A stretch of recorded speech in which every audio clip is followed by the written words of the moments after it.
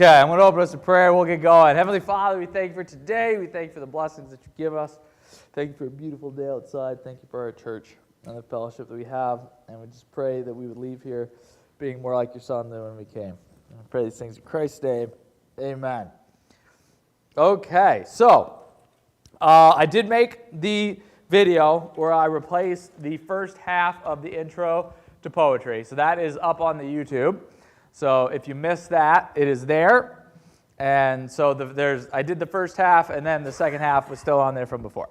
All right, so with that being said, let's start talking about the book of Ecclesiastes.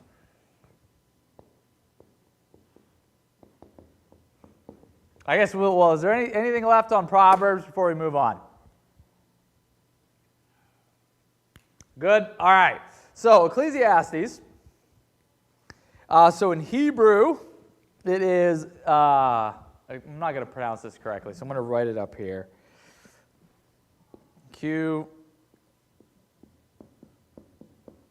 Kolaheth. And sometimes when you're doing research, it's actually going to be listed under this name instead of this name. But the idea is, the translation is preacher or teacher. And they chose the Greek Ecclesiastes because the Ecclesiastes is the person who calls out and speaks to an ecclesia, which is where we get our word for church. So the ecclesia is the group of people that's been called together, and the Ecclesiastes is the guy that stands up there and addresses all of them, okay? And this is most often going to be translated as teacher or preacher, okay? So, and the ESV uses the preacher, all right? So the book is literally called The Preacher, all right? Now, this book is, I think, I would put it right up there with like Hebrews and Revelations as being difficult books to interpret. Let me get the mic. And so I want to kind of walk through what's going on here because it's kind of important. I think the batteries are dying in this mic.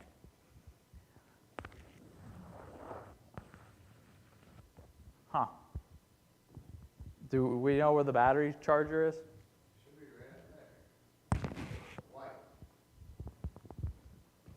Okay, yeah, it's over here.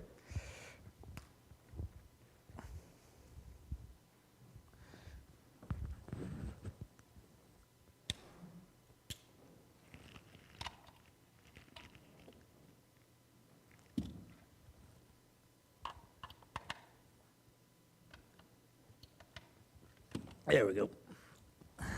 All right. This is going to be great for analytics on the video.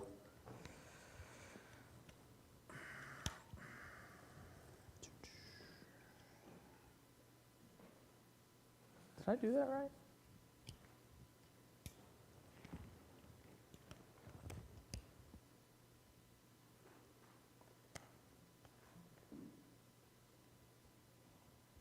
Where's Jeremiah? All right, here you go. There we go. Okay, I'm wondering why he's called a preacher. Like, I mean, I know it's got to be different than our modern day view. Like, was he a rabbi? Was he like a priest or something? Okay, so he was probably King Solomon. There's a lot of internal evidence in the book that would suggest that it is King Solomon. There is one line in there that makes it kind of weird, but I think it still works. The idea is, this is probably, like we talk about wisdom literature, and I think wisdom literature is a bad grouping in the Old Testament. I kind of think that it's like a dumping ground of books that didn't fit everywhere else, and we kind of put them all together. Ecclesiastes stands out because although there is quite a bit of poetry in it, it's not primarily a poetic book. It's primarily prose, which makes it unique among Psalms, Proverbs, Song of Solomon and Job. And you need to understand it is primarily a philosophical work. And it is an ancient Near Eastern philosophical work. And so you have an individual, the book is going to sit down and it's going to look at life and it's going to philosophize. It's going to look into, discuss things, come to conclusions, that kind of stuff, and in a way that we don't see in the other Old Testament books. It's actually closer to a New Testament epistle, but even that, like epistles aren't purely philosophical works. This really is, so this is the idea of the ancient philosopher, a wise person who has come up with some sort of teaching, all right, and is now presenting that teaching. Okay, so it's not the idea of a prophet or a priest or anything like that, but this is not like within the offices of the Old Testament, but this is a wise person who understands wisdom and is looking at life in particular ways and coming to particular conclusions. Okay, so it's not, again, it's very different. It's very different than a lot of the other books. Go ahead, Chris. Yeah, I was just Is it green? Okay. I was just thinking the opposite, where you got Solomon being a king, and I didn't know if this was prophet in the sense of proclaiming God's truth, not predicting God's truth. Yeah, well, and it's even, so it probably is Solomon. It does say that he is the son of David, king in Jerusalem, and the preacher's going to make some statements that make it sound like Solomon. But he's not coming at it from a prophetic position in that, like, God is not quoted in the book ever. And so there is no prophetic revelation in the sense that Neither God in Job. is... Huh? Neither in Job, right? Oh, no, it's chapter 38 all the way through. Oh, Talking about Esther? yes, thank you. So it's not that God isn't mentioned, but like for a prophetic book to be prophetic, the prophet is speaking on the behalf of God, and God is commissioning the prophet. That's not happening here in the book. Actually, let me start working my way through, and you'll kind of see some of the issues here. Okay, so and I think the part of the issue with Ecclesiastes, it can be a hard book to deal with because sometimes the preacher says weird stuff. Okay, so for example, flip over to chapter 3. This may take me more than 1 week. I studied it a lot, and I want to make sure I do it justice. So Ecclesiastes chapter 3, verse 16. All right, so this is the preacher. It says, "Moreover, I saw under the sun that in the place of justice, even there was wickedness, and in the place of righteousness, even there was wickedness. I said in my heart, God will judge the righteous and the wicked, for there is a time for every matter and for every work." Sounds fine, but I said in my heart with regard to the children of man, that God is testing them, that they may see that they themselves are but beasts. For what happens to the children of man and what happens to the beasts is the same. As one dies, so dies the other. They all have the same breath, and a man has no advantage over the beasts, for all is vanity. All go to one place. All are from the dust, and to dust all return. Who knows whether the spirit of man goes upward and the spirit of the beast goes down into the earth? So, well, that we don't know whether the spirit of a man goes upward and the spirit of the beast goes down to the earth. Go ahead. I wouldn't take it too literal. It's prose, but all the similarities are true. How do you know if someone's saved or lost? One goes up, one goes down. Well, it's not talking about that, though. It's talking about human beings and animals. Yes, but only by faith and in the revelation of God do we know. He's looking at it from a human perspective. And that's what I'm like. It requires further explanation. You can't just look at it and take it at face value. And even in the starting in 4, again I saw all the oppression that are done under the sun, and behold, the tears of the oppressed, and they had no one to comfort them. On the side of their oppressors there was power, and there was no one to comfort them. And I thought the dead who are already dead more fortunate than the living who are still alive, but better than both is he who has not yet been and had not yet seen the evil deeds that are done under the sun. Yes. And again, I think what Chris said is what's most important to remember, is that he is removing God from the situation in much of the book until the very end when he says, unless you are bringing that to the book, you're going to misinterpret it. I think that's what I am saying. It's hard to interpret because you can't just take a verse out or take a paragraph out and say, oh, look, this is what the Bible says. The Bible says it's better not to be born than to be born. And if you're born, it's better to die. There is a context behind the book that you have to understand and you have to bring to the book in order to understand what's going on. Okay. And that's true with all of it. That is. That's what our fault tends to be, is that we're great at finding a phrase or a verse and pulling it out without taking the context. No, and I agree with 100%. It's just with Ecclesiastes, it's especially so, and you have to make sure that you're coming to it with the right context, or it'll be really, really easy to get the wrong impression. Okay? And so the structure of the book helps us with this, and we'll start kind of heading in that direction. But go ahead.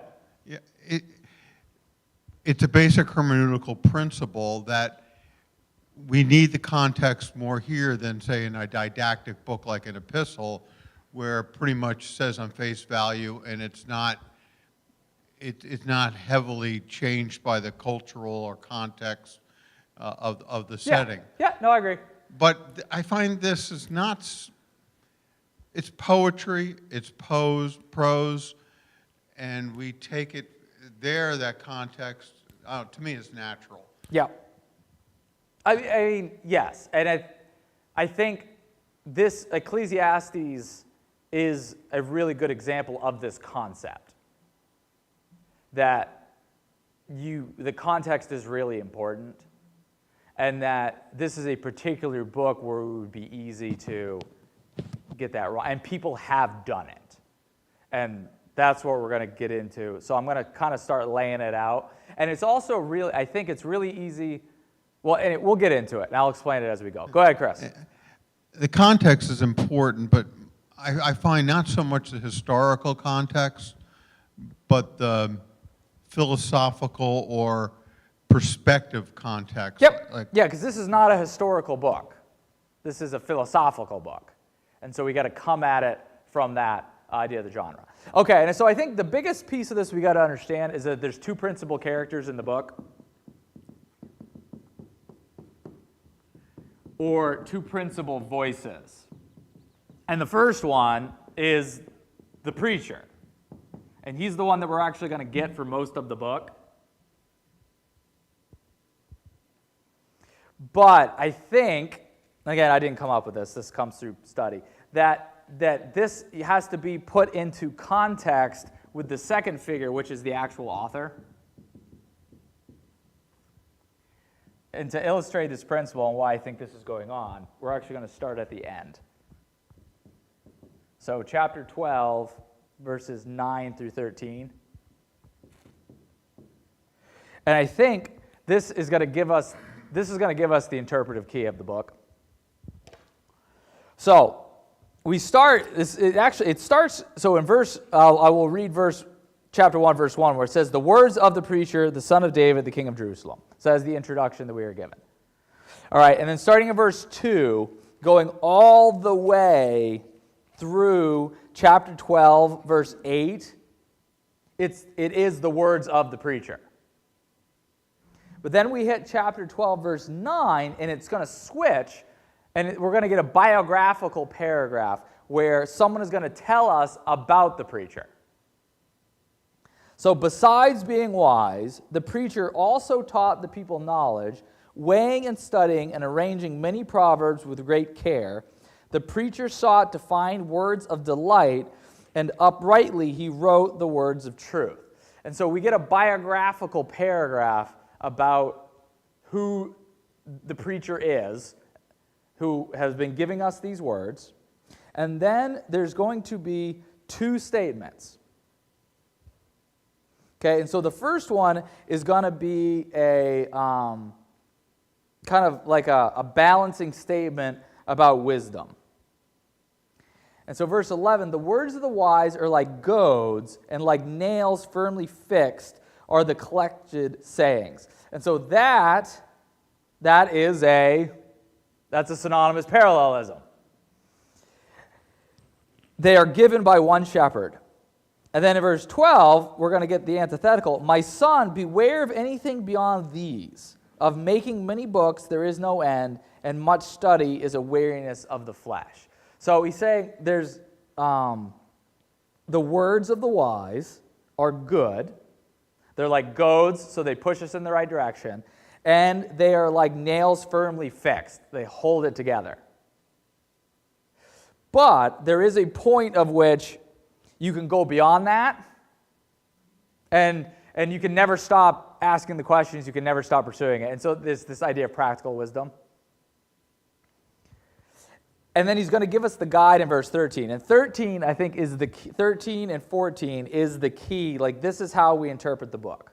So this is the primary conclusion of the book. The end of the matter, all has been heard. So we get to the end of it.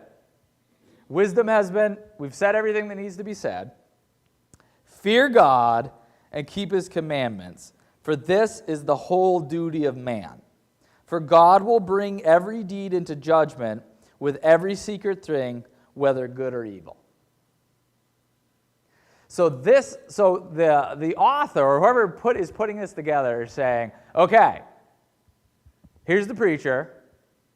He was a wise person, did Proverbs, did this stuff, okay? And the wisdom is good. Now you could go overboard, all right? So here's the main point.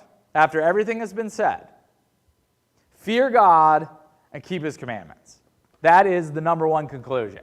So we start with fear God and keep his commandments. Now I'm going to put this in more context here in a second, but I want to keep working through the book.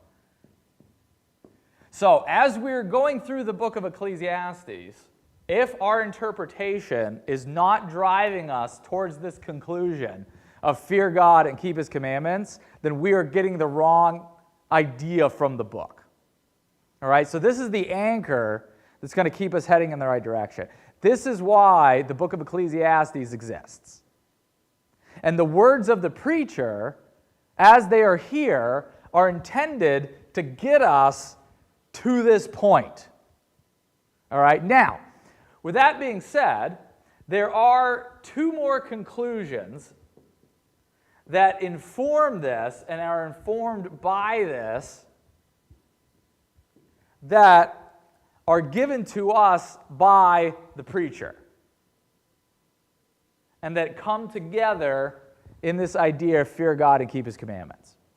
All right, and so we can kind of summarize all of the conclusions that the preacher is coming to in two conclusions, and then we connect these with this idea of fear God. And this is where we need to have all this together, because again, it would be really easy to look at the book of Ecclesiastes and come out with a very, very negative perspective, and I don't think that's the intent. I don't think that's the intent anymore. Okay, but it'll sound that way as I write these things down. So what are the conclusions? So first, it's life isn't fair. We are all going to die, and we will all be forgotten.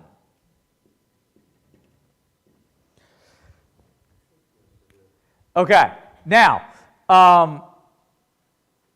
and because this is such a prevailing theme of the book, again, it would be easy to look at it and be like, wow, this really stinks.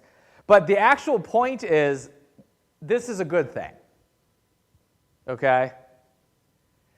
All right, and then the other conclusion is, therefore, we are to enjoy creation.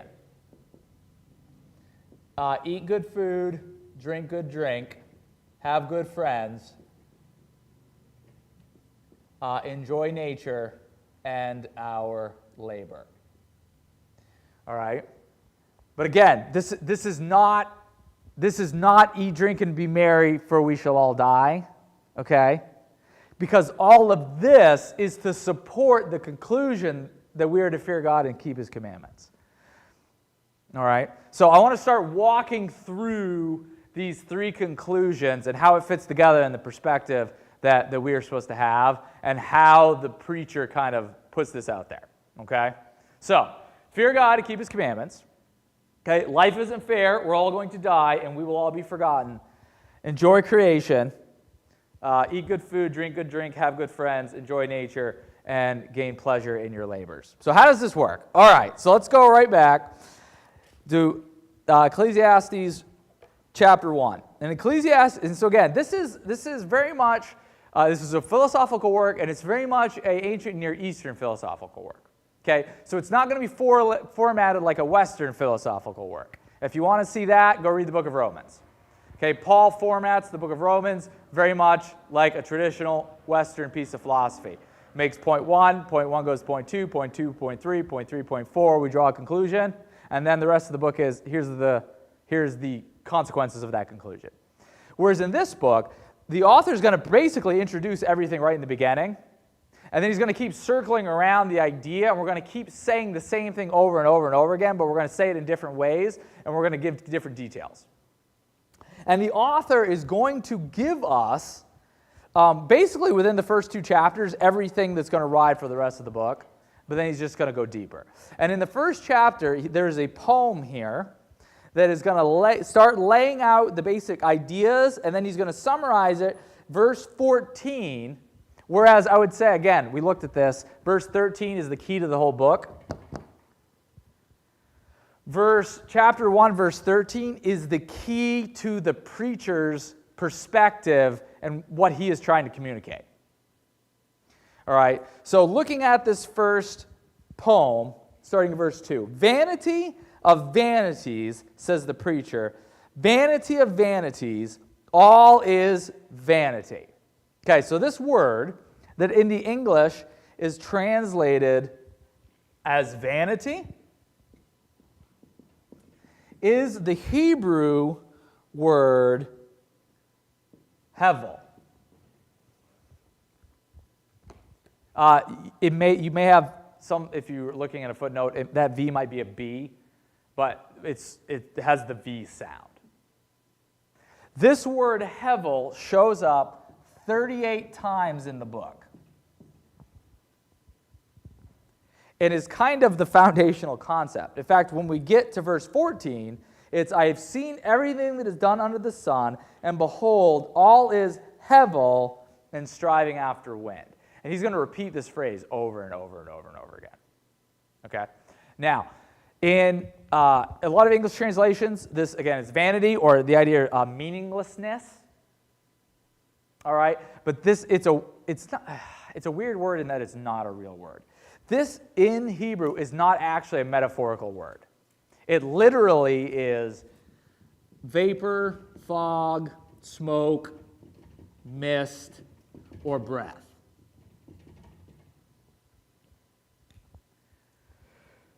It could be any of these. All right? But the author here is using it in a metaphorical way. So he's saying, vapor, vapor, says the preacher. Vapor of vapors, all is vapor. All is breath, all is smoke, all is fog. Okay, and the idea is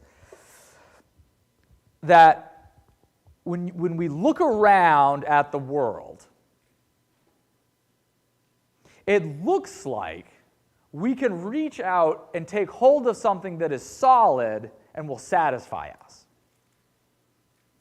But in reality, we look out and what we're seeing is vapor. It's fog, it's smoke, it's mist, it's breath. It looks solid, but when you reach out and grab it, you look and your hand is empty. And that striving after wind, it's literally eating the wind. And it's the idea, it's you reach out and you grab it and your hand is empty and you're unsatisfied. Okay? And it doesn't, in and of itself, imply something negative. It's just saying this is the reality. That you can look at the world And you can think that if I just grab this thing, I will have satisfaction. But in reality, it's like trying to grab smoke. And it's like trying to eat the wind. Your hand will be empty, your stomach will be empty, there will be no satisfaction. But that doesn't mean it's bad. And that's what we have to work through as we go through the book. Okay, Chris, and then we're going to hand it back to Becky. I agree with everything you just said. Yeah, okay, But that's good. But Jesus flips that on its head. Okay. And in John 6:63, he says, "It is the Spirit who gives life. The flesh profits nothing. The words that I have spoken to you are spirit and are life." Because also pneumatos, spirit, is breath. This isn't pneumatos. I understand Okay. that. But the thought is the same, even though language is different. I'm just saying that all this is true. Yes. I fully agree with that. Yeah. But the other side of the coin is that the flesh is all passing away, Yeah. and what spirit is Yeah. truth and will live forever. Yeah, we're getting there. Although this is not the word for spirit in the Old Testament. But yes. No, I agree. Okay, yeah. Literally. Yeah. But practically, there is a parallel. Yeah. Yeah. And then more of an antithesis or I don't know. contrast. Contrast. Yeah. In my opinion. You want to go ahead and hand it back to Becky? Hopefully I'm not repeating someone here, but I didn't hear you talk about like the temporariness of it, because it seems like it's also very temporary, and it reminds me of James when he says, like, what is your life? You are a mist that appears for a little time and then vanishes. Yeah. So like is that part of it also that Yep. he's saying that? Well, and that's where we're getting into some of this other stuff. Okay, so okay, so I'm going to start, and this is a repetitive concept of the book. Okay, and so the preacher is going to go through all this stuff. And so where do we see these conclusions? Okay, we see it right in the beginning. Verse 2, "Vanity of vanities, says the preacher, vanity of vanities, all is vanity. What does a man gain by all his toil at which he toils under the sun?" Okay, this is going to come back over and over and over again. Why do we work? Right. A generation goes and a generation comes, but the earth remains forever. The sun rises and the sun goes down. It hastens to the place where it rises. The wind blows to the south and goes around to the north. Around and around goes the wind, and on its circuit the wind returns. All streams run into the sea, but the sea is not full. To the place where the streams flow, there they flow again. All things are full of weariness. A man cannot utter it. The eye is not satisfied with seeing, nor the ear filled with hearing. What has been is what will be, and what has been done is what will be done. There is nothing new under the sun. Is there a thing of which it is said, 'See, this is new'? It has been already in the ages before us. There is no remembrance of former things, nor will there be any remembrance of later things yet to be among those who come after. And so he starts looking at this idea that like we are nothing in compared to creation. There's nothing new. We're not going to revolutionize or change anything, and we're all going to be forgotten. And he's going to lay this stuff out over and over again throughout the course of the book. So here's some examples. Chapter 2, verse 12. "So I turned to consider wisdom and madness and folly, for what can the man do who comes after the king? Only what has already been done. Then I saw there's no more gain in wisdom than in folly, and there's more gain in light." No, he saw there is more gain in wisdom than in folly, as there is more gain in light than darkness. "The wise person has his eyes in his head, but the fool walks in darkness. And yet I perceive that the same event happens to all of them. Then I said in my heart, what happens to the fool will happen to me also. Why then have I been so wise? And I said in my heart that this also is vanity." So this also is Havel. "For of the wise as of the fool there is no enduring remembrance, seeing that in the days to come all will have been long forgotten. How the wise dies just like the fool. So I hated life, because what is done under the sun was grievous to me, for all is vanity and striving after the wind. All is haval and trying to eat the wind. So the wise person is forgotten, the fool is forgotten. The wise person dies, the fool dies. This is the next paragraph where it's you work hard your entire life and then you die, and then somebody else gets it. Death comes up over and over again. The author is very obsessed with death. And then the idea of fairness. Ecclesiastes chapter 9, verse 11.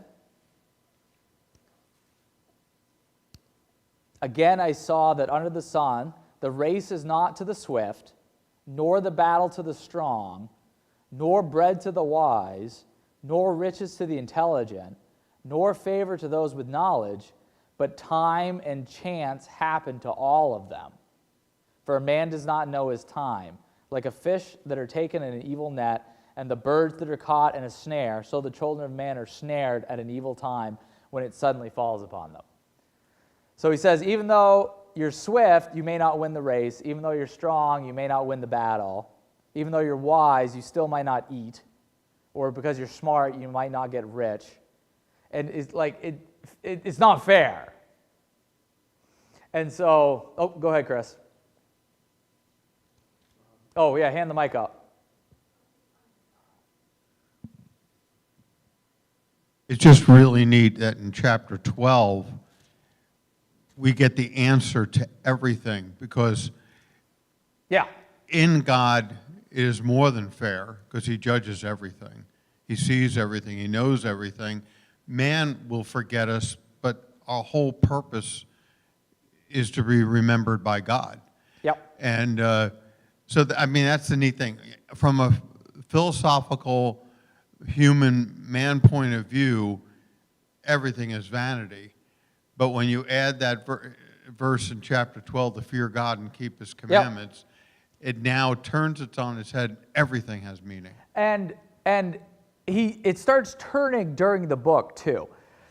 And I guess that's the point that I'm trying to make. Like, the author is, again, he laboriously goes through this process. Okay? That there's you're not guaranteed justice in this life. You are going to die. And you will be forgotten. Okay? And so then he goes in and he's like, okay, so what's the point of being alive? All right?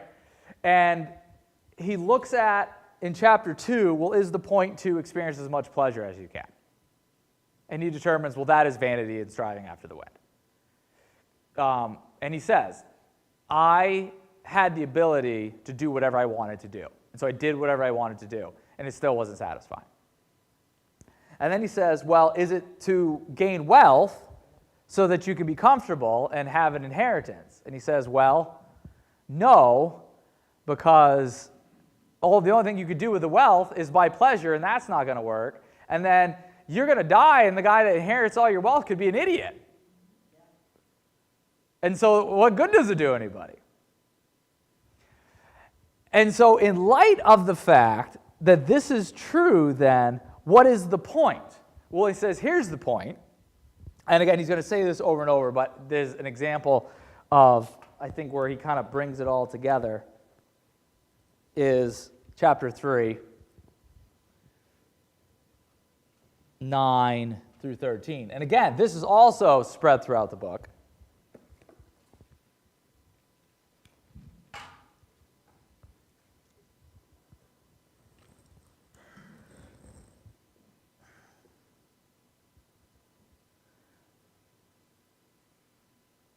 What gain has the worker from his toil?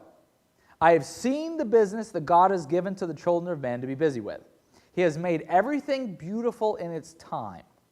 Also, he has put eternity into man's heart, yet so that he cannot find out what God has done from the beginning to the end.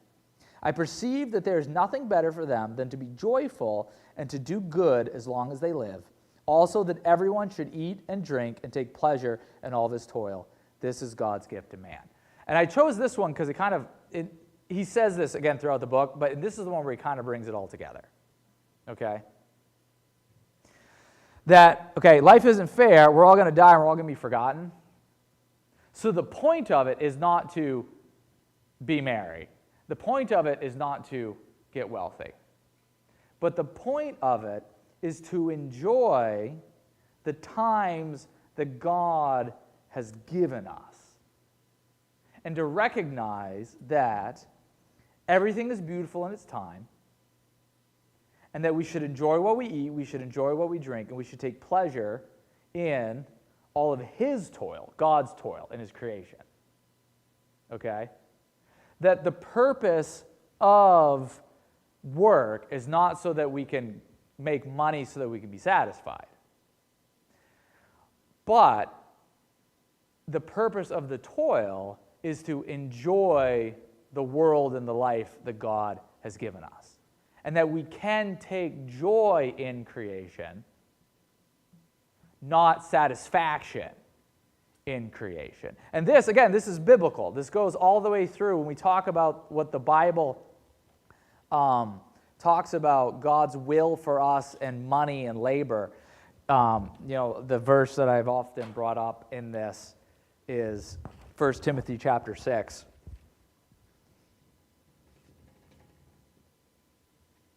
17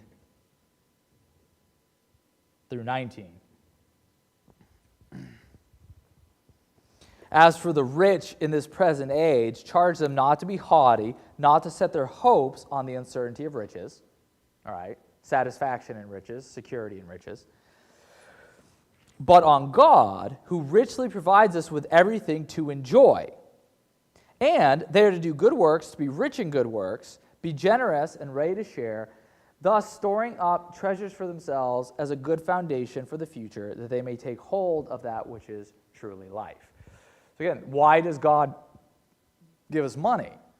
And there's three principles: so that we can take care of those that take care of us, so that we can take care of those who can't take care of themselves, and that we can enjoy His creation. And so it's saying, okay, recognize this fact. Life isn't fair. We're all going to die, and we are going to be forgotten. Okay? So don't use life like creation, don't try to satisfy yourself with creation. Don't try to leave your mark on creation. Don't labor to accrue wealth, but instead enjoy the creation that God has given us, the days that He has given us, the times that He has given us. Find joy in our life. And yes, eat good food, drink good drink, and have good friendships. Enjoy the sun on your face. But that is not where we find satisfaction. That's not what fills us up. If we're trying to grab onto this and find satisfaction, haval, everything is haval. It's like trying to eat the wind. And instead, in order to find satisfaction, we fear God and we keep His commandments. And this is rooted within the Old Testament perspective of the law and of His commandments. And I think this is, and I want to try it, and I've talked about this often. I find an excuse to go to Psalm 19 like every single Sunday school class. But this is, I want to try to understand this Old Testament perspective here. And there is good Old Testament teaching for this. All right. Psalm 19, 7 through 11. All right. Because I think we can have a very negative view of commandment, okay? But like, why is it that the author's saying, okay, in light of the fact that life isn't fair and we're all going to die and we will all be forgotten, but we can find joy in the stuff that God gives us, but not satisfaction. Why does he come to this conclusion of fear God and keep His commandments? Because of this Old Testament perspective on the law of God that we get from David in Psalm 19. And so starting in verse 7, we're going to get a series of statements about, it's almost like Beatitudes. It's going to be a statement of truth about the law and why it is good. And then there's going to be a conclusion. And so it says, the law of the Lord is perfect, reviving the soul. The testimony of the Lord is sure, making wise the simple. The precepts of the Lord are right, rejoicing the heart. The commandments of the Lord is pure, enlightening the eyes. The fear of the Lord is clean, enduring forever. The rules of the Lord are true and righteous altogether. So these are all statements that are referring to the law. Law, testimonies, precepts, commandments, fear, rules. All right? And then he ends it and says, more to be desired are they than gold, even much fine gold, sweeter also than honey and the drippings of the honeycomb. Why? Moreover, by them your servant is warned, and keeping them there is great reward. And he tells us what these things are in the previous texts. Okay? Because he says the law, it revives the soul, it makes wise the simple, it brings rejoicing to the heart, it brings enlightening to the eyes, it endures forever, and it's righteous altogether. And if you keep it, you are warned against that which is bad, and you instead gain great reward. And so what the preacher's saying is, look, as if you are trying to find your reward in creation, you're going to be empty-handed and you're going to be unsatisfied. Because life's not fair, we're all going to die and we're all going to be forgotten. Now, does that mean you can't find joy in creation? No, yes, we're supposed to find joy in creation. But satisfaction comes through the commandments of God. Because in keeping them, we are warned and we receive great reward.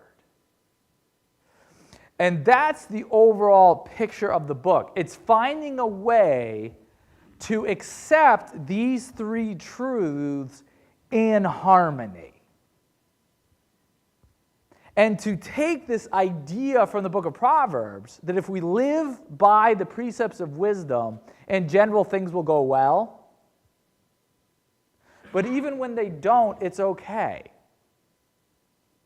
And we're not to look to the world for satisfaction, but we are supposed to enjoy it. It's not evil, it's not bad, just because it's Havel. It just won't fill us up. Instead, this is what's solid. This is what you can lay hold of. This is what will fill your belly.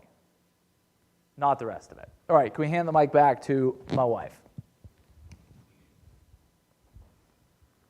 I just want to share, I've definitely experienced that to be true in my own life.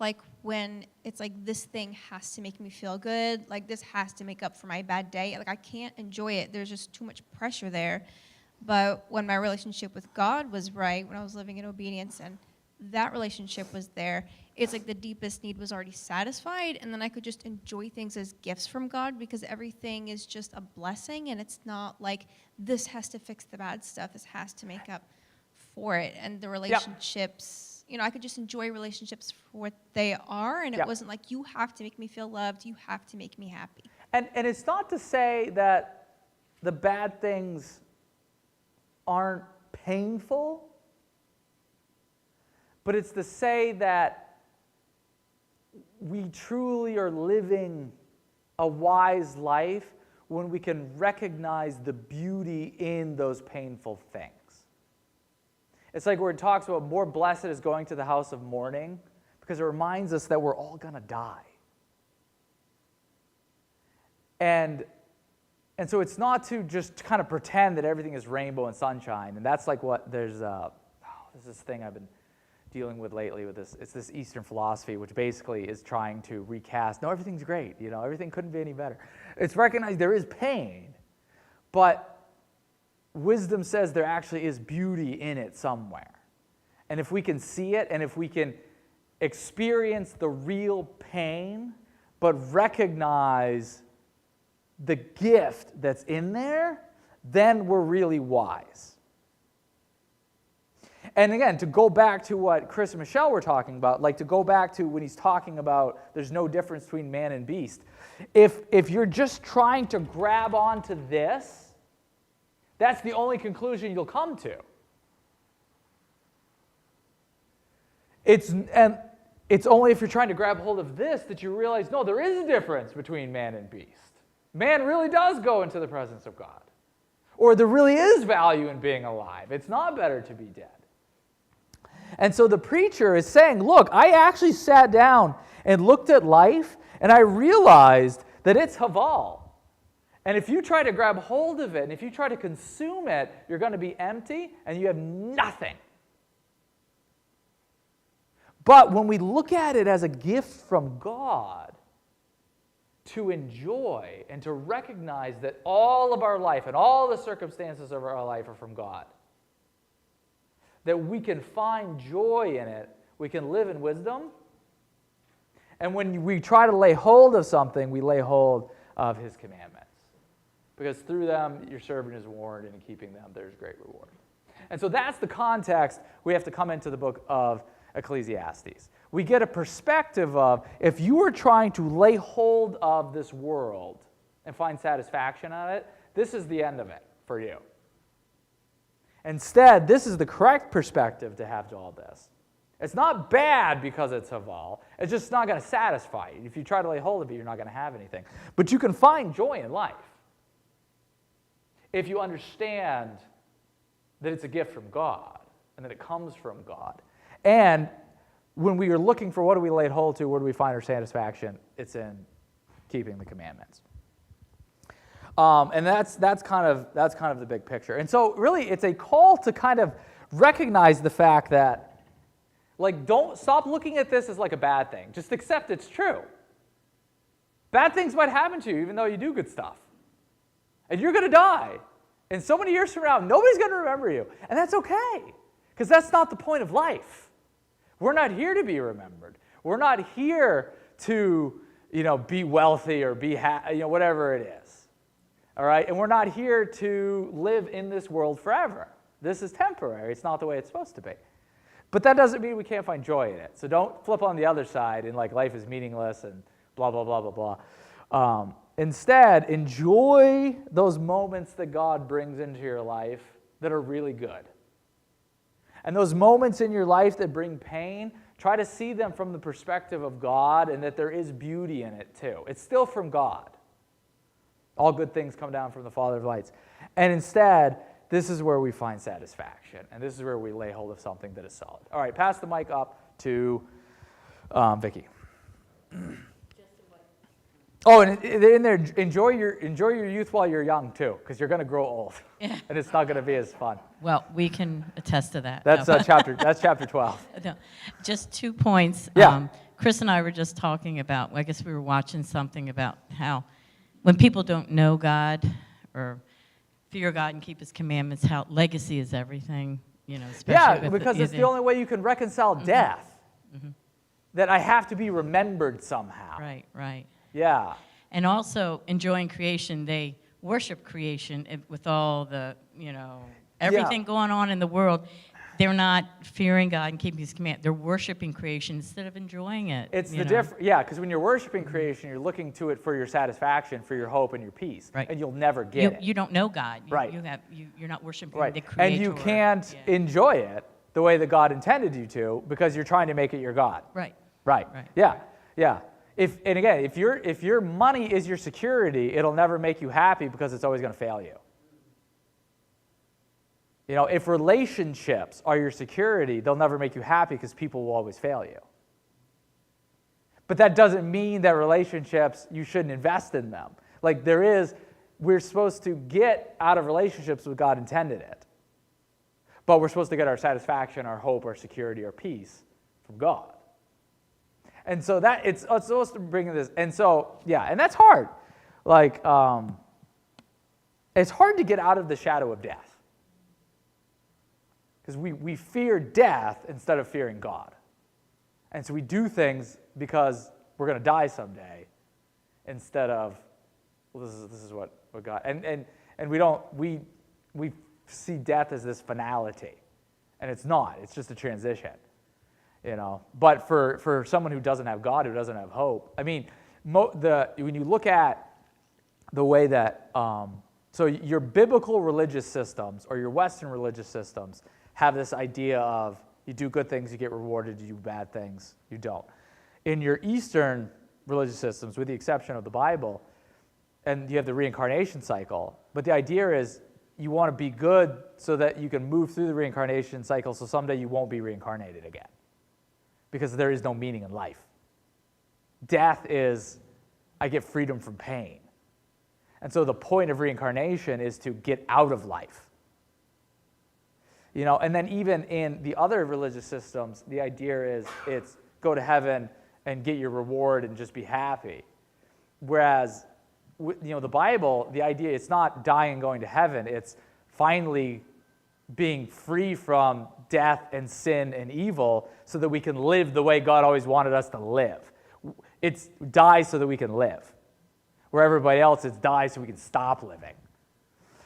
And that's what, the author of Ecclesiastes is realizing, that if life is all there is, we don't really have a lot going for us.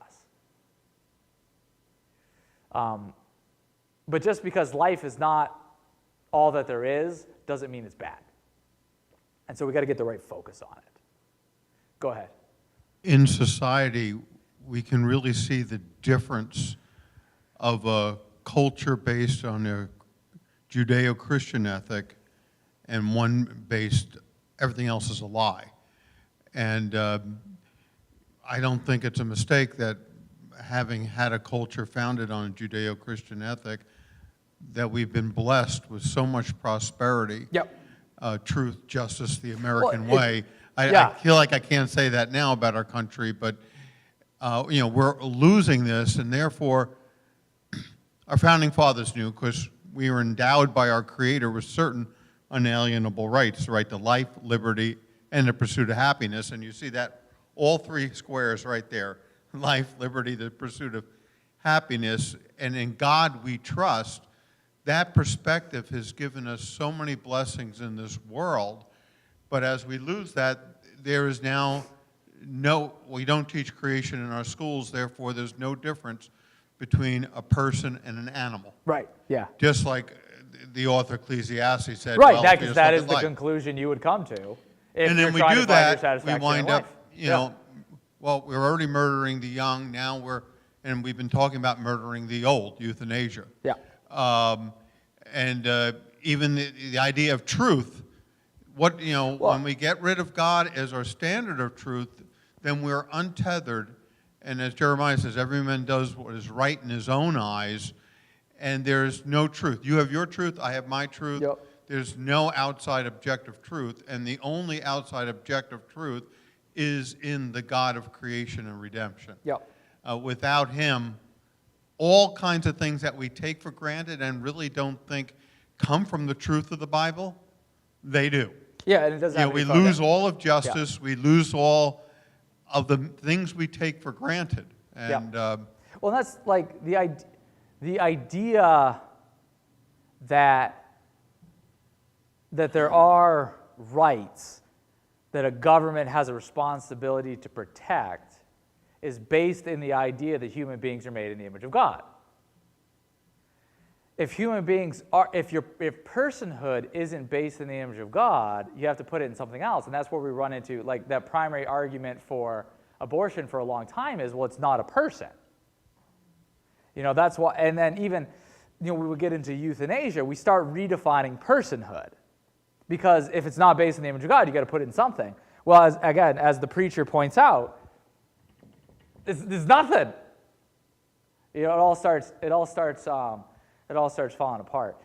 And so this when you come in, this is something I got to go back and study more, because I really appreciate the book of Ecclesiastes a little more. But this is the main idea, these three conclusions that we are supposed to come to, but it's these three conclusions in harmony. Okay? You are never going to find satisfaction in this world. It's Haval. You're going to reach out, you're going to grab it, and your hand's going to be empty, and your stomach's going to be empty. But that doesn't mean we're not supposed to find joy in it. We're supposed to find joy in all of it. We find our satisfaction in God. And we do this by fearing God and keeping his commandments. And again, I could keep going in this, because you got to bring John 14 into this too, where it's if you love God, you'll keep his commandments, and if you keep his commandments, that is evidence that you love God. It's not, God didn't say do this because I said to do this. He said do this because this is how I want you to love me, this is how I want you to love people, and if you do it, in general, good things are going to happen. Now, not always, but as the characteristic of life, you will be able to find peace, hope, satisfaction, and you'll find enjoyment. You'll be happy. You'll find happiness in life. But it'll be foundation in your relationship, having that proper relationship with God. All right, and so, yes, it's hevel. Everything is hevel. It's like striving after wind. That doesn't mean it's bad. It just means we've got to recognize that we're not going to find it here. Okay, we're going to find it here, but because we can find it here, we can find some enjoyment in life, and it's okay. I talk about it. I can't remember the guy's name, but he stood up here and he said that we shouldn't enjoy life. Don't buy ice cream. And I say, no, buy ice cream. Make sure you're giving. Take care of your family. Take care of your church. Help those that need help if you have opportunity. But also buy ice cream. You need to be doing all three of those together. And if you're not doing all three of those things, you're not in God's will for your life. Unless you're lactose intolerant. Yes. But then you can get, what is the thing? It's not sherbet. It's, there's a mousse or whatever it is. Sorbet. Maybe it's sorbet. Yeah. There's other options. There's a pill you can take for that too. Yeah. Okay. All right, and so that's basically, there's so much more in there, but that is a pretty good overview, and if you want to jump in and start looking at the book of Ecclesiastes, here's kind of a framework to go do that. All right, next week is Song of Solomon, and then I think I'm probably going to do Lamentations, because that really should be in here. And then we'll start and we'll jump into the prophets. And we're probably going to do several Sundays on the introduction to prophecy and the office of prophet and some characteristic ideas of prophecy. And then we'll go through and I'll try to place all the prophets historically. We'll look about the exile, pre-exile, post-exile, exile. And then we'll go through and what are the key themes of each prophetic book. And that's what we'll try to do. And then we'll we'll wrap up our Old Testament survey. So we probably got another 3 or 4 months, and then we'll go from there. All right, great. All right, I'm going to close in prayer. Thank you. Heavenly Father, thank you for creation, and thank you that you really do want us to find joy in the circumstances of our life and in the thing that you have created, but you know that we'll never find satisfaction in it. And so your word teaches us this balance of that if our relationship with you is right and our relationship with each other is right, then we can enjoy the things that you have given us and the times that you have brought into our life and have peace and hope and security and satisfaction in you. And so help us to put it all in the right place and look to the right place and have this balanced approach to life. And we pray these things in Christ's name. Amen.